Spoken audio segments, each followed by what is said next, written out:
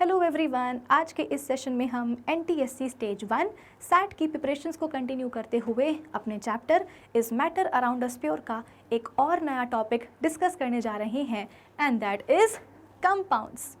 Previous session में हमने बात करी थी metals, non metals and metalloids के ऊपर, यानी कि एलिमेंट्स की तीनों ही कैटेगरीज की फिजिकल प्रॉपर्टीज़ को हमने डिटेल में डिस्कस कर लिया है अपने प्रीवियस सेशन में। तो अब बारी आती है एक नए टॉपिक को डिस्कस करने की, कंपाउंड्स को डिस्कस करने की कि एग्जैक्टली कंपाउंड्स क्या होते हैं, इनकी प्रॉपर्टीज़ क्या हैं। तो कुछ ऐसे ही सवालों के जवाब आपको मिलने वाले हैं आज के हमारे इस सेशन में। सो आई होप आज के सेशन का जो टारगेट है वो सभी को है एकदम क्लियर। तो अब एक काम करते हैं, जल्दी से सेशन को स्टार्ट कर लेते हैं। So this is Vibhuti Khare, welcome to Magnet Brains, जहाँ पर आपको सभी चैप्टर्स के वीडियो लेक्चर्स मिलते हैं बिल्कुल फ्री ऑफ कॉस्ट। यानी कि मैग्नेट ब्रेन्स में आपको 2 चैप्टर्स पढ़ने के बाद किसी भी तरह का पेमेंट करने की या पैकेज परचेज करने की रिक्वायरमेंट बिल्कुल भी नहीं है, क्योंकि मैग्नेट ब्रेन्स आप सब तक पहुँचा रहा है क्वालिटी एजुकेशन बिल्कुल फ्री ऑफ कॉस्ट। तो इसी अच्छी बात से हम स्टार्ट कर लेते हैं आज का हमारे ये सेशन, जहाँ पर हम डिस्कस करेंगे कंपाउंड्स को। अब कंपाउंड्स क्या होते हैं, इसका बेसिक आइडिया हमको ऑलरेडी मिल चुका है कहाँ, अपने प्रीवियस सेशन में। लेकिन क्योंकि आज हमें कंपाउंड्स की प्रॉपर्टीज़ को भी डिस्कस करना है, तो एक बार फिर से हम क्या करते हैं, कंपाउंड्स की जो एक प्रॉपर ऑथेंटिक डेफिनेशन है ना, उसका हम रिवाइज कर लेते हैं। तो एक कंपाउंड क्या है? So a compound is defined as a pure substance. देखो ऐसा है कि हमारे आसपास बहुत सारे सब्सटेंसेस होते हैं। हम कब एक सब्सटेंस को प्योर सब्सटेंस बोलते हैं? जब वो सब्सटेंस बना होता है केवल एक ही टाइप के पार्टिकल्स से। तो ऐसे सब्सटेंस को ही हम क्या बोलेंगे? Pure substance. अब ये जो पार्टिकल्स हैं ये एटम्स भी हो सकते हैं और मॉलिक्यूल्स भी हो सकते हैं। तो हमारे आसपास बहुत सारे प्योर सब्सटेंसेस हैं। तो हम क्या करेंगे, उन सभी सब्सटेंसेस को 2 कैटेगरीज में डिवाइड कर देते हैं या कैटेगराइज कर देते हैं। एक कैटेगरी होती है एलिमेंट्स की और दूसरी होती है कंपाउंड्स की। एलिमेंट्स क्यों है प्योर सब्सटेंसेस? क्योंकि वो बने होते हैं केवल एक ही टाइप के पार्टिकल से, और यहाँ पार्टिकल्स कौन है? एटम्स हैं। फॉर एग्जाम्पल अगर हम बात करें एक एलिमेंट की, आयरन एलिमेंट की, तो एक आयरन एलिमेंट क्या है? प्योर सब्सटेंस है। क्यों? क्योंकि वो बना होता है सिर्फ और सिर्फ एक ही टाइप के एटम्स से, यानी कि आयरन एटम्स से। अगर हम बात करेंगे कॉपर की, तो कॉपर बना होता है सिर्फ और सिर्फ कॉपर एटम्स से। अगर हम बात करेंगे एल्यूमिनियम की, तो एल्यूमिनियम बना होता है सिर्फ और सिर्फ एल्यूमिनियम एटम्स से। तो ये सभी के सभी एलिमेंट्स क्या हो जाएंगे? प्योर सब्सटेंसेस हो जाएंगे। लेकिन जब हम बात करते हैं किसकी? एक कंपाउंड की, तो कंपाउंड में ना हम एटम्स नहीं लेते हैं, कंपाउंड में हम मॉलिक्यूल्स को कंसिडर करते हैं कि एक कंपाउंड क्या है? एक प्योर सब्सटेंस है। क्यों? क्योंकि वो कंपाउंड बना होता है सिर्फ और सिर्फ अपनी ही रिस्पेक्टिव मॉलिक्यूल्स से। उस कंपाउंड में केवल एक ही टाइप के मॉलिक्यूल्स होते हैं, उसके खुद के रिस्पेक्टिव मॉलिक्यूल्स होते हैं, इसलिए वो कंपाउंड क्या होता है? एक प्योर सब्सटेंस। ठीक है, तो इसीलिए यहाँ पे फर्स्ट जो स्टेटमेंट है कंपाउंड की डेफिनेशन में, वो यही है कि एक कंपाउंड क्या है? एक प्योर सब्सटेंस है मेड अप ऑफ 2 और मोर एलिमेंट्स, यानी कि एक कंपाउंड को बनाने के लिए 2 या 2 से ज़्यादा एलिमेंट्स इन्वॉल्व होते हैं, chemically combined together in a fixed proportion by mass. अब जब ये एलिमेंट्स कंबाइन हो रहे हैं कंपाउंड्स को बनाने के लिए, तो 2 चीज़ें जो है ना ध्यान में हमें रखनी पड़ती हैं कि जब 2 या 2 से ज़्यादा एलिमेंट्स आकर के कंपाउंड बनाते हैं, तो वो एलिमेंट्स आ तो रहे हैं, लेकिन कैसे आ रहे हैं? केमिकली बॉन्ड होकर के आ रहे हैं, और प्लस अपने मासेस के एक फिक्स्ड या एक डेफिनेट प्रपोर्शन में ही आते हैं। अब इसका क्या मतलब हुआ? देखो, सबसे पहले हमारे पास एक एलिमेंट है, एलिमेंट कौन सा है? ऑक्सीजन। तो उसका एक एटम हमारे पास यहाँ पे आ चुका है। ये क्या है? हमारे पास दूसरा एलिमेंट का एटम है। हमारे पास हाइड्रोजन एलिमेंट है, उसका क्या है? ये एक एटम है। फिर इसके बाद में हमारे पास नाइट्रोजन एलिमेंट का भी एक एटम है, और हमारे पास कार्बन एलिमेंट का भी क्या है? एक एटम है। तो यहाँ पे आपके पास कई सारे अलग अलग एलिमेंट्स के एटम्स आ चुके हैं। एक ऑक्सीजन का है, एक हाइड्रोजन का है, नाइट्रोजन का है, और आप बोल सकते हो कि कार्बन का भी है। ठीक है, अब क्या हुआ? सपोज हमने बनाया पानी, तो पानी हम बोलते हैं कि कैसे बनता है? H2O, यानी कि हाइड्रोजन और ऑक्सीजन। ठीक है, बेसिकली पानी क्या है? एक कंपाउंड ही है। तो इस कंपाउंड पानी को बनाने के लिए 2 एलिमेंट्स आए हैं, कौन कौन से? हाइड्रोजन और ऑक्सीजन। तो आप बोलोगे कि मैम हाइड्रोजन एलिमेंट बना होता है अपने एटम्स से, ऑक्सीजन एलिमेंट बना होता है अपने एटम से, तो इन दोनों का प्योर सब्सटेंसेस कहलाना तो फिर भी बनता है। लेकिन पानी कैसे प्योर सब्सटेंस हो गया? क्योंकि भाई पानी को बनाने के लिए तो 2 अलग अलग एलिमेंट्स आए हैं, और इन दोनों ही अलग अलग एलिमेंट्स के अलग अलग एलिमेंट, अलग अलग एटम्स आए हैं कि हाइड्रोजन के हाइड्रोजन एटम्स आ गए हैं और ऑक्सीजन के ऑक्सीजन एटम्स आ गए हैं। तो दो अलग अलग टाइप के एटम्स मिलके क्या एक प्योर सब्सटेंस पानी को बना सकते हैं? तो जैसे कि मैंने आपको यहाँ पे बताया था अभी 1 मिनट पहले कि हम कंपाउंड्स में एटम्स नहीं देखते हैं, हम कंपाउंड्स में उनके रिस्पेक्टिव मॉलिक्यूल्स देखते हैं कि इस पानी को बनाने के लिए ना बहुत सारे क्या आते हैं, वाटर मॉलिक्यूल्स आते हैं, बहुत सारे क्या आते हैं, वाटर मॉलिक्यूल्स आते हैं। तो आप देख सकते हो कि ये जो पानी बना है इसको बनाने के लिए सिर्फ और सिर्फ एक ही टाइप के मॉलिक्यूल्स आए हैं, सिर्फ और सिर्फ पानी के ही मॉलिक्यूल्स आए हैं।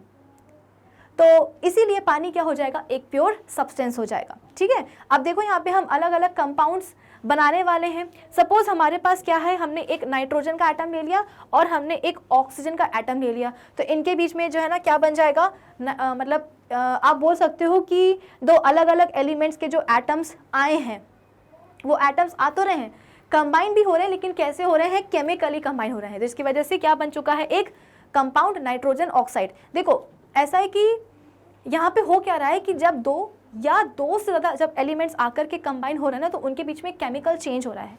केमिकल चेंज का मतलब क्या है कि केमिकल रिएक्शन का होना, और जब भी केमिकल रिएक्शन होती है तो हमेशा एक नया सब्सटेंस बनता है। इस बात को आप लिख लीजिएगा कि जब भी केमिकल रिएक्शन होगी हमेशा एक नया सब्सटेंस बनेगा। तो यहाँ पे हो क्या रहा है, नाइट्रोजन और ऑक्सीजन के एटम्स के बीच में आप बोल सकते हो कि कुछ केमिकल रिएक्शन हुई, जिसके कारण एक नया सब्सटेंस क्या बन चुका है, नाइट्रोजन ऑक्साइड। ये क्या है, एक कंपाउंड है। सिमिलरली अब हमारे पास क्या है, पानी का एक एटम है और ऑक्सीजन के 2 एटम्स हैं, सॉरी हमारे पास हाइड्रोजन के 2 एटम्स हैं और हमारे पास ऑक्सीजन का एक बड़ा सा ये वाला एटम है। तो इनके कॉम्बिनेशन से क्या हो जाएगा, H2O बन जाएगा, यानी कि पानी बन जाएगा। सिमिलरली हमारे पास नाइट्रोजन का क्या है, एक एटम है और ये बड़े बड़े क्या है, हमारे पास ऑक्सीजन के 2 एटम्स हैं। तो इन तीनों के कॉम्बिनेशन से क्या बन जाएगा, नाइट्रोजन डाइऑक्साइड बन जाएगा। अब हमारे पास क्या हो चुका है, एक कार्बन का एटम आ चुका है और 2 हमारे पास ऑक्सीजन के एटम्स आ गए हैं। तो इन तीनों के कॉम्बिनेशन से क्या बन जाएगा, कार्बन डाइऑक्साइड बन जाएगा। तो यहाँ पे हमने अलग अलग कंपाउंड्स का फॉर्मेशन देखा कि कैसे कार्बन डाइऑक्साइड बन रहा है, कैसे नाइट्रोजन ऑक्साइड बन रहा है, कैसे नाइट्रोजन डाइऑक्साइड बन रहा है और कैसे H2O बन रहा है, कैसे पानी बन रहा है। तो आप देख सकते हो कि कंपाउंड्स को बनाने के लिए, ये सभी कंपाउंड्स ही हैं, पानी, nitrogen dioxide, oxide, carbon dioxide, ये सब के सब क्या है, कंपाउंड्स ही हैं। तो इन कंपाउंड्स को बनाने के लिए आप देख सकते हो कि 2 अलग अलग एलिमेंट्स के एटम्स क्या हो रहे हैं, केमिकली कंबाइन हो रहे हैं, उनके बीच में बाकायदा क्या हो रही है, केमिकल रिएक्शन हो रही है, तभी जाकर के एक नया सब्सटेंस बन रहा है। सिमिलरली हमारे पास कुछ ऐसे भी कंपाउंड्स होते हैं जिनको बनाने के लिए 2 से ज़्यादा एलिमेंट्स आते हैं। फॉर एग्जाम्पल आप बोल सकते हो कि ग्लूकोज, ग्लूकोज क्या होता है, C6H12O6। तो इस ग्लूकोज कंपाउंड को बनाने के लिए हमको कार्बन एलिमेंट भी चाहिए है, हाइड्रोजन भी चाहिए है और ऑक्सीजन भी चाहिए है। तो कुल मिलाकर के आप बोल सकते हो कि हमारे पास कुछ ऐसे कंपाउंड्स भी होते हैं जिनको बनाने के लिए 2 या 2 से ज़्यादा एलिमेंट्स भी लग जाते हैं। आई बात समझ में? चलिए, तो कंपाउंड्स के बारे में आपको ये बात समझ में आई है। अब हम बात करते हैं किसकी, कंपाउंड की प्रॉपर्टीज़ की। और जैसे जैसे हम कंपाउंड्स की प्रॉपर्टीज़ पढ़ेंगे ना, वैसे वैसे कंपाउंड्स की जो डेफिनेशन है ना वो आपको और क्लियर होती जाएगी। देखो यहाँ पे क्या लिखा गया है फर्स्ट प्रॉपर्टी में कि a compound is always made up of the same elements combined together in a fixed proportion by mass. अगर हमको एक कंपाउंड बनाना है ना, अगर हमको वही वाला कंपाउंड बनाना है तो उस कंपाउंड को बनाने के लिए हमको हमेशा सेम एलिमेंट्स लेने पड़ेंगे। जैसे कि मुझे आज क्या बनाना है, पानी बनाना है, लेकिन पानी बनाने के लिए समस्या ये है कि मन तो है मेरा पानी बनाने का, लेकिन पानी को बनाने के लिए जो हाइड्रोजन चाहिए है ना वो मेरे पास नहीं है। तो मैंने सोचा कि यार अगर मेरे पास हाइड्रोजन नहीं है तो मेरे पास सोडियम तो है, तो एक काम करते हैं ना, सोडियम और ऑक्सीजन को मिला करके मैं पानी बना देती हूँ। तो मैंने क्या बना दिया है, Na2O बना दिया है। तो क्या ये पानी है? नहीं, ये कोई पानी नहीं है। इसका मतलब क्या कि अगर आपको कोई भी कंपाउंड बनाना है तो उस कंपाउंड को बनाने के लिए आपको हमेशा सेम एलिमेंट्स लेने पड़ेंगे। अगर आपको नमक बनाना है, नमक क्या होता है, NaCl, तो NaCl बनाने के लिए आपको सोडियम और क्लोरीन हमेशा यही दोनों एलिमेंट्स लेने पड़ेंगे। अगर आपको बनाना है क्या, HCl, तो HCl एसिड बनाने के लिए आपको हमेशा हाइड्रोजन और क्लोरीन ही लेना पड़ेगा। अगर आपको बनाना है H2SO4 सल्फ्यूरिक एसिड, तो इसको बनाने के लिए आपको हमेशा हाइड्रोजन, सल्फर और ऑक्सीजन, इन तीनों को ही लेना पड़ेगा। अगर आपको बनाना है नाइट्रिक एसिड HNO3, तो इसको बनाने के लिए आपको हमेशा हाइड्रोजन, नाइट्रोजन और ऑक्सीजन, इन तीनों को ही लेना पड़ेगा। ऐसा नहीं होता है कि अगर एक एलिमेंट नहीं है कंपाउंड को बनाने के लिए तो उसकी जगह पे कोई और उसका सब्स्टिट्यूट आ गया है। सब्स्टिट्यूशन का यहाँ पे कोई काम चलता ही नहीं है। कभी भी कंपाउंड बनाने के लिए कोई भी एलिमेंट दूसरे एलिमेंट को सब्स्टिट्यूट नहीं कर सकता है, हमेशा सेम एलिमेंट्स चाहिए होते हैं। आई बात समझ में? प्लस हम बोलते हैं कि ये जो एलिमेंट्स आ रहे हैं ना, ये अपने मासेस के डेफिनेट प्रपोर्शन में आते हैं। यानी कि ऐसा नहीं है कि आपके पास बहुत सारे ऑक्सीजन के एटम्स रखे हुए थे और बहुत सारे आपके पास हाइड्रोजन के एटम्स रखे हुए थे, तो आपने सोचा जितने भी है ना उन सबको क्या कर दो, मिला दो और क्या बना लो, पानी बना लो। ऐसा नहीं होता है। हमेशा जब ये एलिमेंट्स आते हैं किसी भी कंपाउंड को बनाने के लिए तो हमेशा अपने मासेस के एक डेफिनेट या फिक्स्ड प्रपोर्शन या रेशियो में ही आते हैं। फॉर एग्जाम्पल अगर हम बात करेंगे किसकी, पानी की, तो पानी का जो एक मॉलिक्यूल है उसको बनाने के लिए हाइड्रोजन के कितने एटम्स लगते हैं, 2 लगते हैं, और ऑक्सीजन का केवल एक ही एटम लगता है। ठीक है, तो ये हो गए हाइड्रोजन के 2 एटम्स और ये हो गया क्या, ऑक्सीजन का 1 एटम। ठीक है, चलिए, तो हाइड्रोजन के एक एटम का जो मास है वो कितना होता है, 1U, तो 2 एटम्स का मास कितना हो जाएगा, 2U। और आप बोल सकते हो कि ऑक्सीजन के एक एटम का मास कितना होता है, तो बेसिकली 16U। आई बात समझ में? यहाँ पे मैं आपको ये समझाने की कोशिश कर रही हूँ कि पानी के एक मॉलिक्यूल को बनाने के लिए आपको चाहिए है क्या, हाइड्रोजन के 2 एटम्स और ऑक्सीजन का 1 एटम। इसके 2 एटम्स का मास कितना हो जाएगा, 2U। क्यों? क्योंकि एक एटम का मास कितना होता है, 1U, तो 2 एटम्स का मास कितना हो जाएगा, 2U, और ऑक्सीजन के एक एटम का मास कितना होता है, 16U। तो अगर आप इसका रेशियो निकालोगे तो कितना आ जाएगा, H/O इज इक्वल टू 2/16, यानी कि 1/18। कितना आया रेशियो, इनके मासेस का रेशियो कितना आया है भाई, 1/8 आया है। ये 1/8 रेशियो पता है क्या बता रहा है, कि जब भी पानी बनेगा ना तो पानी को बनाने के लिए 1 पार्ट लगेगा किस चीज़ का, हाइड्रोजन का, और 8 पार्ट्स लगेंगे किसके, ऑक्सीजन के। आई बात समझ में? ये इनके मासेस का जो रेशियो आया है वो रेशियो हमें क्या बता रहा है कि जब भी पानी को बनाना होगा तो पानी को बनाने के लिए हाइड्रोजन का 1 हिस्सा लगेगा और ऑक्सीजन के 8 हिस्से यानी कि 8 पार्ट्स लगेंगे, तब जा करके ही क्या बनेगा, हाइड्रोजन और ऑक्सीजन के कॉम्बिनेशन से, केमिकल कॉम्बिनेशन से पानी बनेगा। ऐसा नहीं है कि आपने सोचा कि अरे यार आज जो हम पानी को बनाने जा रहे हैं उस पानी को बनाने के लिए हम उसमें ऑक्सीजन थोड़ी सी ज़्यादा डाल देते हैं, क्यों, ज़्यादा है हमारे पास, तो हमने क्या करा, हाइड्रोजन के 2 एटम्स के साथ साथ हमने पानी के भी, मतलब जो ऑक्सीजन है उसके भी हमने 2 एटम्स ले लिए। ले लो, कोई दिक्कत की बात नहीं है, लेकिन ये जो है ना ये पानी नहीं कहलाएगा, ये कहलाएगा हाइड्रोजन परऑक्साइड, यानी कि यहाँ पे तो आपने कंपाउंड ही बदल दिया। इसीलिए बोला कि इनके मासेस का जो रेशियो आया है, ये रेशियो क्या होता है, हमेशा फिक्स होता है। ये फिक्स्ड रेशियो हमें ये बताता है कि जब भी कंपाउंड को बनाने के लिए एलिमेंट्स आएंगे तो वो एलिमेंट्स हमेशा अपने मासेस के इस फिक्स्ड रेशियो के हिसाब से ही आएंगे। आप बोल सकते हो कि डेफिनेट प्रपोर्शन के साथ ही आएंगे। So for example, we may obtain water from any source, rain, river, well, sea, lake, etc. It is always made up of the same 2 elements, hydrogen and oxygen, combined together in the same fixed proportion of 1:8 by mass. आप चाहे दुनिया भर का कहीं का भी पानी ले लो, तालाब का, कुएं का, नदी का, नल का, ओशन का, कहीं का भी पानी ले लो, उस पानी को बनाने के लिए जो है ना हमेशा हाइड्रोजन और ऑक्सीजन एलिमेंट्स ही आते हैं। ऐसा नहीं होगा कि रेन वाटर है तो रेन वाटर को बनाने के लिए जो है ना हाइड्रोजन और ऑक्सीजन नहीं आए हैं, इस बार कार्बन और ऑक्सीजन आए हैं। ऐसा नहीं होता है। तो कहीं का भी पानी ले लो, क्योंकि कंपाउंड तो सेम होगा ना, चाहे वो तालाब का पानी हो, चाहे वो नदी का पानी हो, पानी तो पानी है, कंपाउंड तो सेम है। और सेम कंपाउंड को बनाने के लिए जो एलिमेंट्स लगते हैं वो भी हमेशा कैसे होते हैं, सेम ही होते हैं, और जो कि अपने जैसे कि यहाँ पे लिखा गया है कि combined together in the same fixed proportions of 1:8 by mass. हमेशा इसी रेशियो में आकर के क्या होते हैं, अपने मासेस के इसी फिक्स्ड रेशियो में आकर के वो क्या होते हैं, कंबाइन होते हैं। Carbon and oxygen combined together in a fixed proportion of 3/8 by mass। यानी कि जब कार्बन डाइऑक्साइड का फॉर्मेशन होता है, अब कार्बन डाइऑक्साइड को बनाने के बहुत सारे तरीके होते हैं कि आप कोक को जो है ना जला दो, या आप मार्बल को जो ना गर्म कर दो, कार्बन डाइऑक्साइड निकल आएगी। तो लाख तरीके हो सकते हैं कार्बन डाइऑक्साइड को प्रोड्यूस करने के, लेकिन जो भी कार्बन डाइऑक्साइड बनेगी हमेशा उसमें कार्बन और ऑक्सीजन ही, ये दोनों ही एलिमेंट्स इन्वॉल्व होंगे और हमेशा अपने मासेस के इस डेफिनेट प्रपोर्शन में आकर के ही दोनों एलिमेंट्स कंबाइन होंगे। कितना आया है इनके मासेस का प्रपोर्शन? 3:8। तो हमेशा अपने मासेस के इसी डेफिनेट प्रपोर्शन में आकर के वो क्या करेंगे? कार्बन और ऑक्सीजन एलिमेंट्स कंबाइन होंगे। किस चीज़ के लिए? कार्बन डाइऑक्साइड कंपाउंड को बनाने के लिए।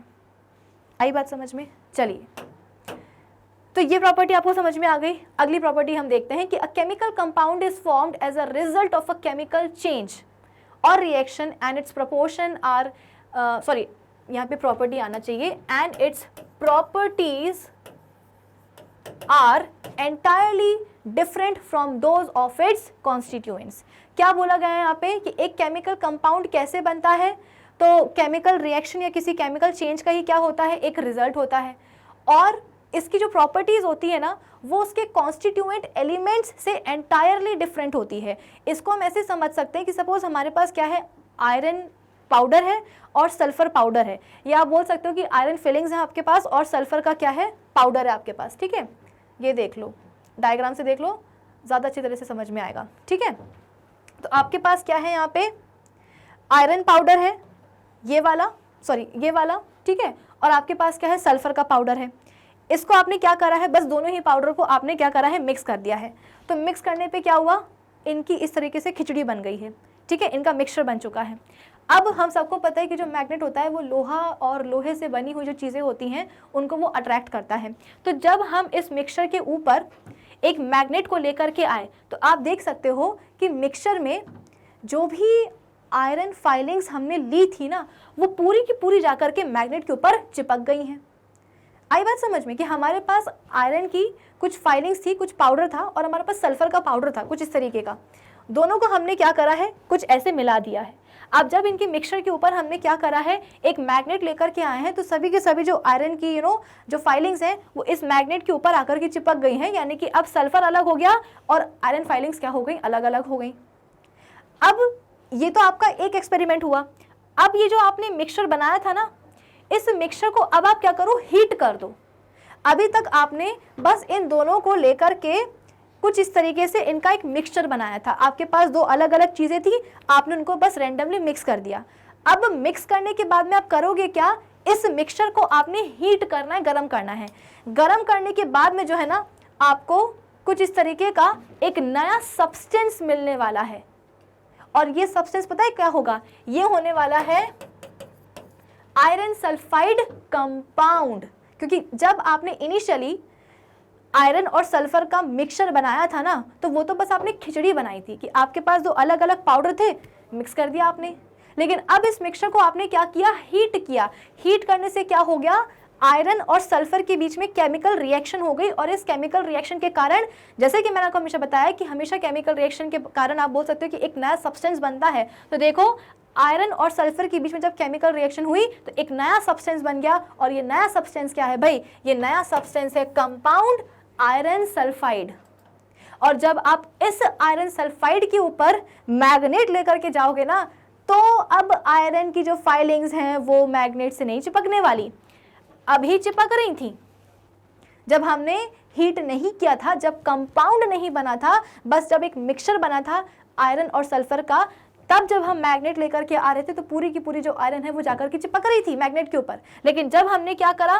कंपाउंड बना दिया। तो भाई कंपाउंड में भी तो अभी ऐसा थोड़ी कि कंपाउंड में जो है ना अब आयरन निकल चुका है, कंपाउंड तो आयरन का ही बना है, लेकिन फिर भी जब इस कंपाउंड के ऊपर आप मैग्नेट लेकर के जाओगे ना कुछ नहीं होने वाला है। आयरन फाइलिंग्स इस मैग्नेट के ऊपर जाकर के नहीं चिपकेंगी। क्यों? क्योंकि अब जो आयरन है वो अब एक कंपाउंड का हिस्सा बन चुका है, और कंपाउंड की जो प्रॉपर्टीज होती हैं वो उसके कॉन्स्टिट्यूएंट एलिमेंट्स की प्रॉपर्टीज से अलग होती है। जिन एलिमेंट्स ने एक कंपाउंड को मिल करके बनाया है ना, उन एलिमेंट्स की प्रॉपर्टीज से कंपाउंड की प्रॉपर्टीज क्या होती है? अलग होती है। तभी तो इस कंपाउंड के ऊपर जब हम मैग्नेट को जाके फिराएंगे तो कुछ नहीं होने वाला है, आयरन मैग्नेट के ऊपर नहीं चिपकेगी। सिमिलरली अगर आप ये जो मिक्सचर है ना हमारे पास, इस मिक्सचर में आप क्या करो? चलो मिक्सचर छोड़ो, अगर आपके पास सिंपल एक आयरन फाइलिंग्स हैं, ठीक है ना, इन आयरन पाउडर के ऊपर, फाइलिंग्स के ऊपर अगर आप क्या करो, डाइल्यूट सल्फ्यूरिक एसिड डालो, ठीक है, तो क्या होगा, आप बोल सकते हो कि हाइड्रोजन गैस इवॉल्व होगी, कलरलेस ओडरलेस गैस इवॉल्व होगी। लेकिन जब आप आयरन सल्फाइड के ऊपर, जब आप आयरन सल्फाइड के ऊपर क्या करते हो, सल्फ्यूरिक एसिड यानी कि H2SO4 डालते हो, तो सड़े हुए अंडों की बदबू आती है। क्यों? क्योंकि वहां पे पता है क्या हुआ है, हाइड्रोजन सल्फाइड गैस रिलीज हो गई है। जब आप आयरन को ट्रीट करते हो, रिएक्ट करते हो H2SO4 के साथ, तो हाइड्रोजन गैस इवॉल्व होती है। आई बात समझ में? जब आप आयरन को रिएक्ट करवाते हो सल्फ्यूरिक एसिड के साथ, तो क्या होगा, हाइड्रोजन गैस इवॉल्व होगी। लेकिन जब सेम आयरन का आपने क्या करा है, कंपाउंड बना दिया है, और इस कंपाउंड के साथ आप क्या करते हो, सेम सल्फ्यूरिक एसिड को रिएक्ट करवाते हो, तो अब कोई हाइड्रोजन गैस इवॉल्व नहीं होगी। अब क्या होने वाला है, रॉटन एग्स लाइक स्मेल आने वाली, क्योंकि वहां पे हाइड्रोजन सल्फाइड गैस इवॉल्व होगी। आई बात समझ में? तो आप यहां पे देख सकते हो कि फिर से क्या हुआ है कि कंपाउंड ने अपनी असलियत दिखा दी है कि भाई कंपाउंड बोल चुका है कि मैं अब कंपाउंड हूं, तो मुझे कोई मतलब नहीं है उन प्रॉपर्टीज से जो कि मेरे कॉन्स्टिट्यूएंट एलिमेंट्स की कभी रही होंगी। सिंपल अगर आयरन होता तो इसके साथ में रिएक्ट करके हाइड्रोजन गैस बना चुका होता, लेकिन अब ये आयरन क्योंकि एक कंपाउंड का हिस्सा है, तो अब जब कंपाउंड में हमने सेम एसिड डाला, तो अब हाइड्रोजन गैस की जगह पे क्या निकल गई है, हाइड्रोजन सल्फाइड गैस निकल गई है, H2S गैस निकल गई है। सिमिलरली अगर हमारे पास कार्बन डाइसल्फाइड होता, क्या होता, कार्बन डाइसल्फाइड, इस कार्बन डाइसल्फाइड सॉल्वेंट में ये जो सल्फर है ना पूरा जाकर के डिसॉल्व हो जाता। लेकिन सेम अगर कार्बन डाइसल्फाइड सॉल्वेंट को हम कहाँ डालते हैं, इस कंपाउंड में डालते हैं ना, कुछ नहीं होता। क्यों? क्योंकि ऐसा नहीं है कि इस कंपाउंड में अब सल्फर नहीं है, लेकिन अब ये सल्फर एक कंपाउंड का हिस्सा बन चुका है, और कंपाउंड की जो प्रॉपर्टीज होती हैं वो उसके कॉन्स्टिट्यूएंट एलिमेंट्स की प्रॉपर्टीज से अलग अलग होती है। अगर सिंपल सल्फर होता तो इस सॉल्वेंट में जाकर के वो डिसॉल्व हो जाता, लेकिन अब सल्फर क्योंकि एक कंपाउंड का हिस्सा है, तो कंपाउंड में आप कितना भी कार्बन डाइसल्फाइड क्यों ना डाल लो, जो सल्फर है वो डिसॉल्व नहीं होने वाला। आई बात समझ में? चलिए, so for example, simply by mixing iron filings and sulfur powder, we get a mixture whose properties are the same as those of its constituents. When this mixture is heated strongly, a chemical reaction occurs and a new compound called iron sulfate, sulphate नहीं होगा यहाँ पे, sulphide होगा। क्या बनेगा यहाँ पे, iron sulphide जो है बन जाएगा। The properties of iron sulfide thus formed are altogether different from those of its constituents, that is iron and sulfur. कैसे, तो वो मैंने आपको एक्सप्लेन कर दिया है। चलिए अगली प्रॉपर्टी क्या है हमारे पास, कि a compound can not be separated into its constituents bye simple physical means. अब हमने करा क्या, कंपाउंड को बनाने के लिए हमने एलिमेंट्स के बीच में बाकायदा क्या करी थी, केमिकल रिएक्शन करवाई थी, और केमिकल रिएक्शन से ही क्या हुआ था, जो एलिमेंट्स हैं वो आपस में कंबाइन हुए थे और उनके बीच में बॉन्डिंग बनी थी, जिसके कारण क्या हुआ था, एक कंपाउंड का फॉर्मेशन हुआ था। लेकिन अब क्या हुआ, अब हम चाहते हैं कि कंपाउंड के इन कॉन्स्टिट्यूएंट एलिमेंट्स को हम सेपरेट करना चाहते हैं। तो यहाँ पे बोला जा रहा है कि a compound can not be separated into its constituent elements by simple physical means।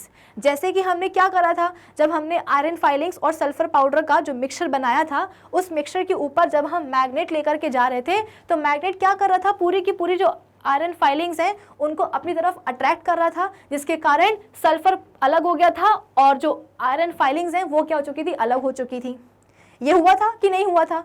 तो यहाँ पे आपने देखा कि जिन दो एलिमेंट्स को आपने मिलाया, वो एलिमेंट्स एक दूसरे से सेपरेट हो गए। कब? जब आप एक मैग्नेट को लेकर के आए हो। मैग्नेट को लेकर आने का मतलब क्या है, यहाँ पे आपने एक फिजिकल मेथड सेपरेशन का ट्राई किया है। लेकिन जब आप आयरन सल्फाइड कंपाउंड के ऊपर मैग्नेट लेकर के जाते हो तो कुछ नहीं होता। ऐसा नहीं है कि इस कंपाउंड के अंदर अब आयरन नहीं है आयरन, लेकिन अब वो आयरन क्या है, एक कंपाउंड का हिस्सा है। तो अगर आप अब फिजिकल मेथड के थ्रू क्या करोगे, इस कंपाउंड के कॉन्स्टिट्यूएंट एलिमेंट्स को सेपरेट करना चाहोगे तो कुछ नहीं होने वाला। इवेपोरेशन, डिस्टिलेशन, ठीक है, या बोल सकते हो कि मैग्नेट को लेकर के आना, ऐसे नॉर्मल फिजिकल मेथड से कंपाउंड के जो कंपाउंड है वो अपने कॉन्स्टिट्यूएंट एलिमेंट्स में टूटता नहीं है, सेपरेट नहीं होता है।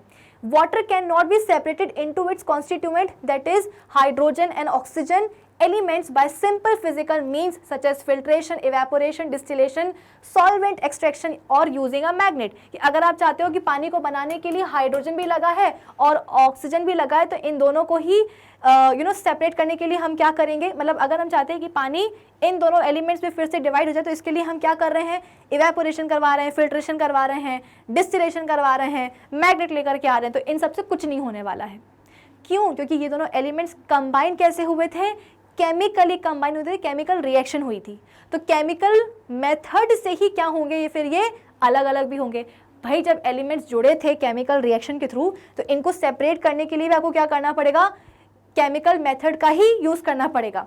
तो this mixture can how ever be separated by chemical means that is by electrolysis. हम क्या करेंगे, इस पानी से जो है ना इलेक्ट्रिक करंट पास करवा देंगे, जिससे क्या होगा, पानी टूट जाएगा, किसमें, हाइड्रोजन में और ऑक्सीजन में। आई बात समझ में?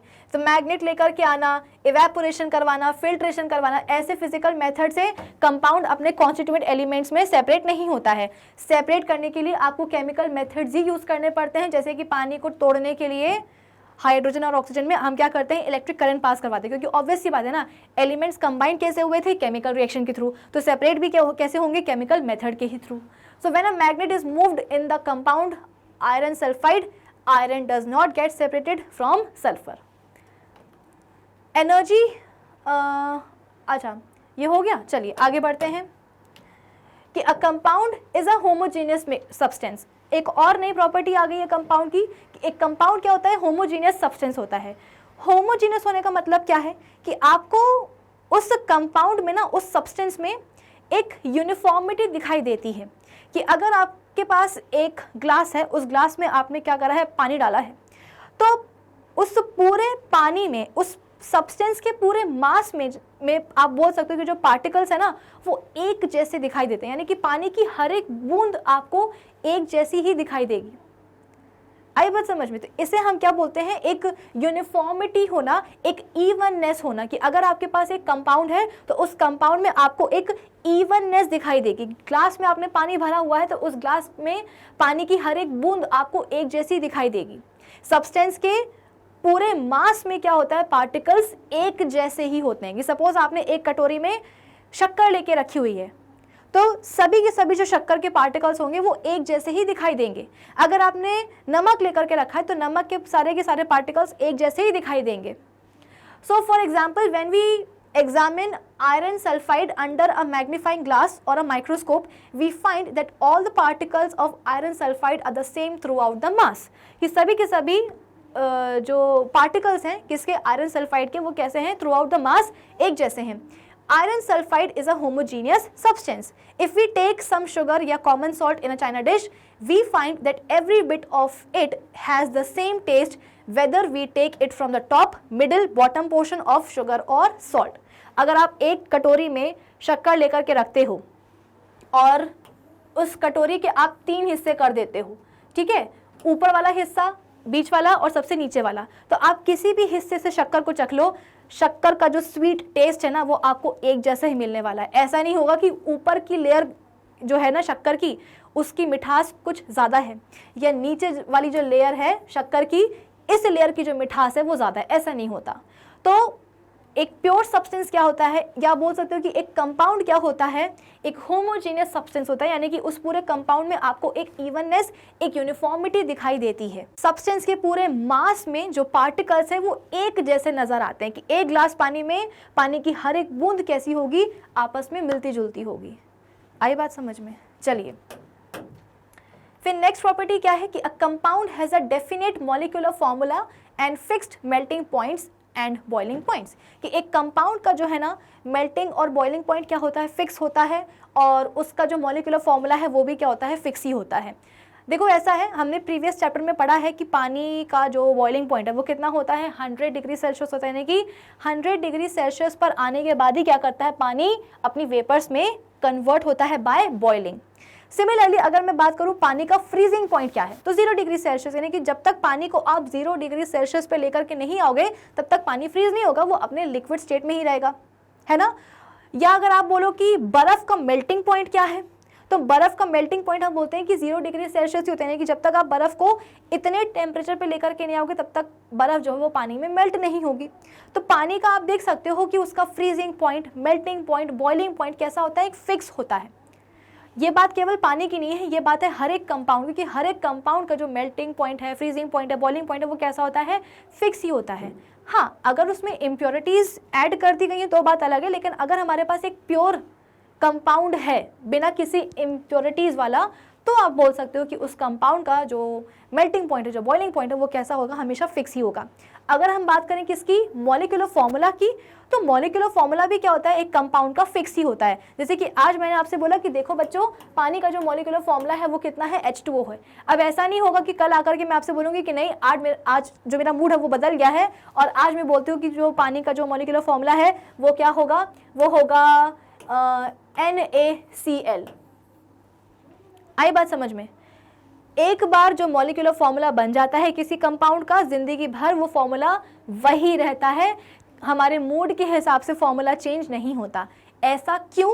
क्योंकि सबसे पहली प्रॉपर्टी हमने क्या पढ़ी थी कंपाउंड की, कि कंपाउंड, अगर आपके पास एक कंपाउंड है तो उसको बनाने वाले जो एलिमेंट्स होते हैं वो हमेशा सेम रहते हैं। ऐसा नहीं होगा कि आज अगर जो है ना पानी बनाना है तो पानी बनाने के लिए ना आपके पास हाइड्रोजन है ना आपके पास ऑक्सीजन है। आपने बोला कि हमारे पास क्लोरीन है, नमक, सोडियम है, तो एक काम करते हैं, सोडियम और क्लोरीन से ही क्या करते हैं, पानी बना लेते हैं। या अगर आपके पास पोटेशियम है और आपके पास क्लोरीन है, तो पोटेशियम और क्लोरीन से आपने क्या करा है, पानी बना दिया है। पोटेशियम और क्लोरीन के केमिकल कॉम्बिनेशन से कंपाउंड तो बनेगा पोटेशियम क्लोराइड, लेकिन वो पानी नहीं होगा, वो होगा पोटेशियम क्लोराइड। सोडियम और क्लोरीन के कॉम्बिनेशन से कंपाउंड तो बनेगा, लेकिन वो कंपाउंड पानी नहीं होगा, वो होगा सोडियम क्लोराइड, वो होगा एक नमक। आई बात समझ में।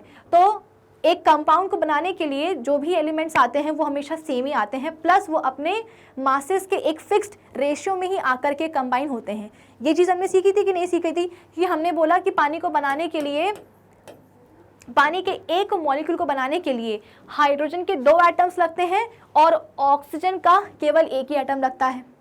लगता है कि नहीं लगता है? इसका मतलब क्या, कि यहाँ पे हमने फिक्स कर दिया है कि एक मॉलिक्यूल को बनाने के लिए हाइड्रोजन के 2 एटम्स लग रहे हैं और ऑक्सीजन का एक ही एटम लग रहा है। भाई यहाँ पे अगर कुछ नहीं है सबस्क्रिप्ट में, इसका मतलब क्या, वहाँ पे 1 ही होता है, लिखने की जरूरत नहीं होती है, ये चीज़ अंडरस्टूड होती है। कुछ नहीं लिखा है मतलब कि 1 ही है। तो एक मॉलिक्यूल को बनाने के लिए इतने एटम्स लग रहे हैं, इसका मतलब क्या, कि मॉलिक्यूलर फॉर्मूला हमने फिक्स कर दिया है। देखो यहाँ पे क्या लिखा गया है कि for example we have discussed above that the water is always made up of 2 elements hydrogen and oxygen combined together in a fixed proportion of 1:8 by mass. It has a fixed formula that is H2O. ये जो आपके पास इनके masses का एक fixed ratio आया है, ये कहाँ से आया है, इस मॉलिक्यूलर फॉर्मूला से ही आया है। निकाल के बताया था ना कि हाइड्रोजन के 2 एटम्स का मास कितना है, 2U, और ऑक्सीजन के एक एटम का मास कितना है, 16U। तो ये कितना हो जाएगा, U से U चला जाएगा, बचेगा कितना, 1/8। तो ये क्या आ चुका है, 1/8 रेशियो आ चुका है इनके मासेस का। आई बात समझ में। तो इसका मतलब क्या, कि जो फॉर्मूला है, मॉलिक्यूलर फॉर्मूला जो है वो तो फिक्स होना ही है ना। तो मॉलिक्यूलर फॉर्मूला फिक्स होता है, किसी भी कंपाउंड का मेल्टिंग और बॉइलिंग पॉइंट भी क्या होता है, फिक्स होता है। Further, pure water always freezes at this temperature and boils at 100 degree Celsius temperature. For example carbon dioxide का, अच्छा ये हो गया, इतना आप सभी को समझ में। चलिए अब इसके बाद में हम आ जाते हैं अपनी एक और प्रॉपर्टी के ऊपर, और वो प्रॉपर्टी कौन सी है, चलो देखते हैं। प्रॉपर्टी हमसे ये बोल रही है कि energy in form of heat और लाइट इज यूजुअली इवॉल्व्ड और absorbed when a compound is formed. यानी कि जब भी एक कंपाउंड का फॉर्मेशन होता है तो एनर्जी हीट या लाइट के फॉर्म में या तो अब्जॉर्ब होती है या इवॉल्व होती है। देखो ऐसा है, जब भी कोई भी केमिकल रिएक्शन होती है तो केमिकल रिएक्शन में एनर्जी या तो अब्जॉर्ब होगी या फिर इवॉल्व होगी। अब मैं आपको बार बार बोल रही हूँ कि जब भी कंपाउंड का फॉर्मेशन होता है तो हमेशा एलिमेंट्स जो होते हैं ना, उनके बीच में एक केमिकल रिएक्शन होती है। जो एलिमेंट्स है वो केमिकली कंबाइन होते हैं। तो जब केमिकल रिएक्शन होती है तो ऑब्वियस सी बात है, जब भी कंपाउंड का फॉर्मेशन होगा, केमिकल रिएक्शन होगी, तो या तो एनर्जी इवॉल्व होगी या अब्जॉर्ब होगी, लाइट और हीट के फॉर्म में। For example formation of carbon dioxide, हम कार्बन डाइऑक्साइड को बना रहे हैं, कैसे बना रहे हैं, कोक को बर्न करवा रहे हैं इन एयर या ऑक्सीजन, ये क्या होगी, is always accompanied by evolution of heat. तो जब भी देखो ऐसा है, जब भी हम किसी भी चीज़ का कंबशन कराते हैं, चाहे वो कोक हो, अभी हम कोक करवा रहे हैं, कोक का कंबशन करवा रहे हैं ताकि कार्बन डाइऑक्साइड का क्या हो, प्रोडक्शन हो। तो जब भी हम किसी भी चीज़ का कंबशन करवाते हैं, एनर्जी आप बोल सकते हो कि इवॉल्व होती ही है। आई बात समझ में। सिमिलरली जब हम किसी चीज़ को तोड़ते हैं, जब हम किसी चीज़ का डिकम्पोजिशन कराते हैं, किसी चीज़ को जब हम तोड़ते हैं, तो हमको एनर्जी देनी पड़ती है ना।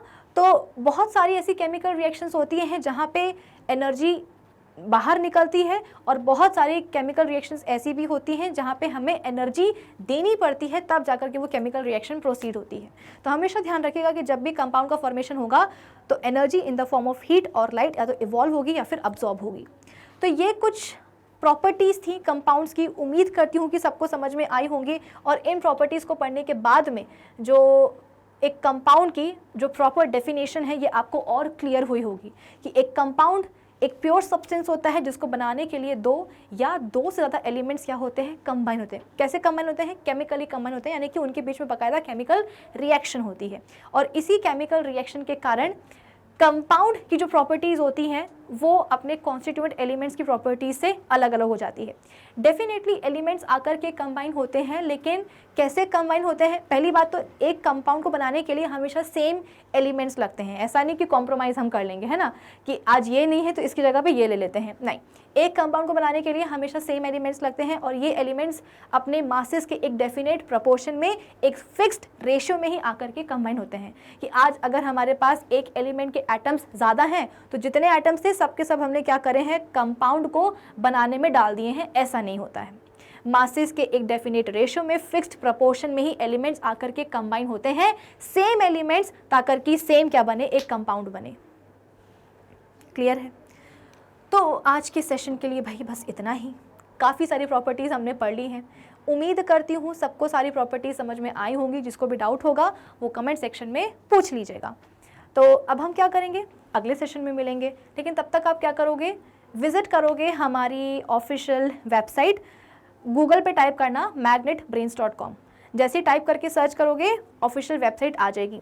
जैसे आप उस पर क्लिक करोगे आपके सामने आएगा ये वाला पेज जहाँ पे लिखा रहेगा India's number 1 100% free online education platform, जहाँ पर आपके पास क्लास 12th से लेकर के किंडरगार्टन तक के सभी कोर्सेज होते हैं अवेलेबल। अब तो भैया अच्छी बात क्या है कि वहाँ पे NTSC भी आ चुका है। तो सबसे पहला ऑप्शन आपको क्या दिखने वाला है, NTSC का। एक्सप्लोर टॉप कोर्सेज में आपको पहला ऑप्शन दिखेगा NTSC का। जैसे ही आप इसको क्लिक करोगे आपके सामने खुल जाएगा NTSC का ये वाला पेज, जहाँ पे आपको NTSC के सभी सब्जेक्ट्स यहाँ पे दिखने लगेंगे। केमिस्ट्री पे जाओगे, क्लिक करोगे, जैसे ही क्लिक करोगे आपके सामने खुल जाएगा NTSC केमिस्ट्री बाय विभूति खरे। अब हमने अभी तक क्या करा है, फर्स्ट चैप्टर पढ़ लिया है, सेकंड चैप्टर जो है अपना is matter around us pure, वो हमने अभी स्टार्ट ही किया है। तो सपोज़ अभी तक आपने NTSC केमिस्ट्री सब्जेक्ट पढ़ा ही नहीं है, तो आप क्या करोगे, ये जो इसका फर्स्ट वीडियो है ना सिलेबस ओवरव्यू का, आप इसको क्लिक करोगे। जैसे ही आप इसको क्लिक करोगे आपके सामने हमारे केमिस्ट्री सेक्शन का फर्स्ट वीडियो आ जाएगा ओवरव्यू का, जहाँ पर हमने, आप बोल सकते हो कि हमें क्या क्या चीज़ें पढ़नी है, कौन कौन से चैप्टर्स पढ़ने हैं, वो सब, मतलब ओवरऑल हमने क्या करा है, पूरे साइंस सब्जेक्ट में कौन कौन से चैप्टर्स पढ़ने हैं वो हमने इस वीडियो में कवर किया है। तो अगर आपको NTSC स्टेज 1 का सिलेबस ना पता हो साइंस का, तो आप इस वीडियो को देखोगे तो आपको साइंस का पूरा सिलेबस पता चल जाएगा। फिर इसके बाद में सिलेबस आपने पढ़ लिया, फिर इसके बाद में आपको लगा कि यार अब तो हमको तैयारी शुरू करनी है, तो हम केमिस्ट्री का फर्स्ट चैप्टर पढ़ना शुरू करते। तो आप क्या करोगे, ये जो नेक्स्ट वीडियो का ऑप्शन है ना, इसके ऊपर क्लिक करोगे। जैसे ही क्लिक करोगे आपके सामने जो है फर्स्ट चैप्टर का मैटर एंड क्लासिफिकेशन का जो फर्स्ट लेक्चर होगा वो आपके सामने आ जाएगा। तो कुछ इस तरीके से आप सभी के सभी यहाँ पे लेक्चर्स देख सकते हो। फ़ायदा क्या होता है कि यहाँ पे ना आपको पहली बात तो सभी के सभी लेक्चर्स चैप्टर्स के एकदम सीक्वेंस पे अरेंज्ड मिलते हैं, प्लस यहाँ पे ना ब्रेक्स या एड्स वगैरह नहीं आते हैं। तो अपने पढ़ाई को करना, अपने लेक्चर्स को देखना ना आपके लिए थोड़ा सा कन्वीनियंट हो जाता है, अनोइंग नहीं होता है बीच में, ठीक है। तो तब तक आप क्या करोगे भाई, ऑफिशियल वेबसाइट तो आप विजिट कर ही लोगे, पढ़ ही लोगे, और साथ ही साथ में ये जो टाइम टेबल है ना, इसका भी आप स्क्रीनशॉट ले लीजिएगा। फ्राइडे सैटरडे संडे 3 दिन हमारी क्लासेस लगती हैं। सुबह 10 बजे से आपकी क्लासेस शुरू हो जाती हैं। सबसे पहले लगती है साइंस, फिर 1 बजे मैथ्स, 4 बजे मैथ और 7 बजे सोशल साइंस। तो कुछ इस तरीके से हर फ्राइडे सैटरडे संडे आपको 10 बजे से तैयार रहना है NTSC स्टेज 1 को क्लियर करने के लिए। अब हम मिलेंगे अपने अगले सेशन में, और अगले सेशन में कुछ और नए टॉपिक्स को हम करेंगे कवर। तब तक आप क्या करोगे, विजिट कर लो हमारी official website magnetbrains.com। Till then keep learning with Magnet Brains. Thank you for watching.